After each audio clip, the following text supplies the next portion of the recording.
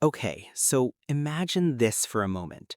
Not space as we usually picture it, not stars, not galaxies, but the rules themselves, the laws of physics, quietly bending, quietly breaking in the dark. Number 10, magnetars, when magnetism becomes destruction. Somewhere in the universe, there are stars so extreme, they don't just emit energy, they dominate their surroundings. Magnetars are a type of neutron star, but taken to an entirely different level. Their magnetic fields are so powerful, they can distort the very structure of atoms. Not metaphorically, not theoretically, physically. If one were as close as the moon, it wouldn't need to touch Earth. It could erase satellites, corrupt data, disrupt electrical systems across the planet, and begin to affect matter itself. Even the atoms in your body wouldn't behave the same way. But here's what makes this worse. We don't fully understand how they form. We know they come from massive stars collapsing. We know they're related to neutron stars. But not every neutron star becomes a magnetar. So why do some cross that line and others don't? The equations describe what they are, but not why they exist. And that gap is where certainty ends. Number 9, neutron stars. Matter pushed beyond limits.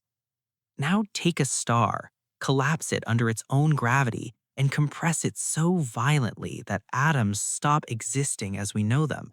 That's a neutron star.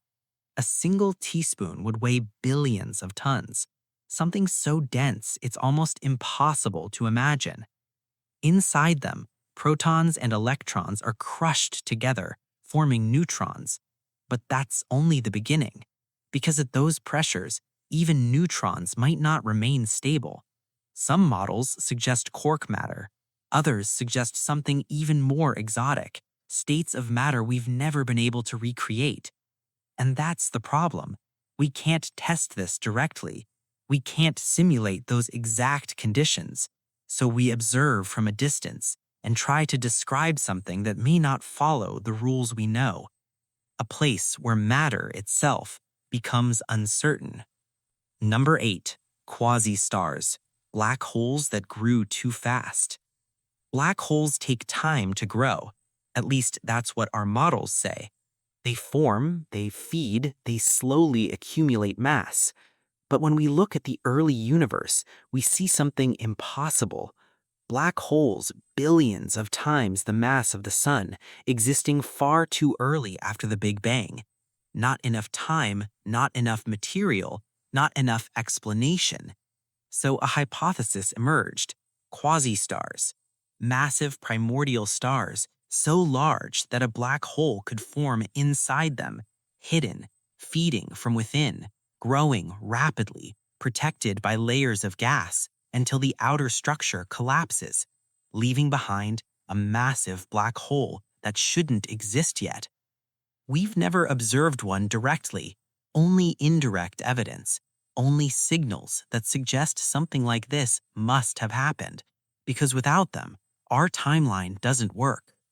Number 7, the Boötes void, a hole where nothing should be. Now imagine looking into space and finding almost nothing. Not darkness filled with distant galaxies, but true emptiness.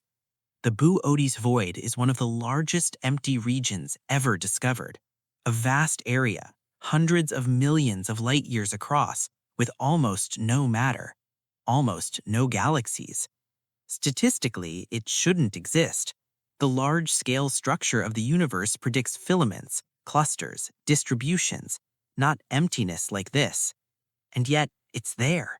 A region so empty that even light crossing it finds almost nothing to interact with. Some scientists call it a fluctuation. Others suggest our models of cosmic structure are incomplete. Because in a universe shaped by gravity, matter should gather, not disappear. Number 6, white holes. Time running in reverse. Black holes pull everything in. That's their defining feature, but the equations that describe them allow something else, a reverse, white holes, objects that cannot be entered, only exited. They don't absorb matter, they expel it continuously. The idea sounds impossible, but it comes directly from the same mathematics, from the same equations that correctly describe black holes. So the question becomes, if the math allows it, why don't we see them? Some theories suggest they're unstable. Others suggest they existed only briefly in the early universe. And some suggest that black holes themselves could eventually become white holes, releasing everything they've absorbed. But if that's true, then nothing is ever truly lost, only delayed. Number 5. The cold spot, a scar in the universe. When scientists mapped the cosmic microwave background, they expected something simple: uniformity, a smooth afterglow from the Big Bang with small fluctuations. But within that map, they found something unexpected: the cold spot, a region significantly colder than its surroundings, too large, too deep to be easily explained. One explanation suggests a massive void, a region with less matter affecting the energy of light passing through it, but the numbers don't fully match.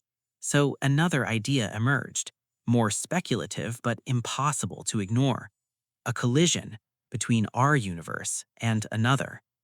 There's no confirmation, no direct evidence, but the anomaly remains, a mark in the oldest light we can observe. Number 4. Black hole echoes. Something is wrong. When black holes collide, they send ripples through space-time, gravitational waves. We've detected them, confirmed them, but in some cases, scientists believe they've found something else: echoes, repeating signals after the main event. That shouldn't happen, not according to current physics, because once the collision ends, the signal should fade, not return. So what's causing it? Some theories suggest that the event horizon isn't a perfect boundary, that something near it is reflecting information. If that's true, then one of the most fundamental assumptions about black holes could be incomplete. Number 3. Dark matter, the invisible structure. Look at a galaxy. The stars you see aren't enough to hold it together. They move too fast.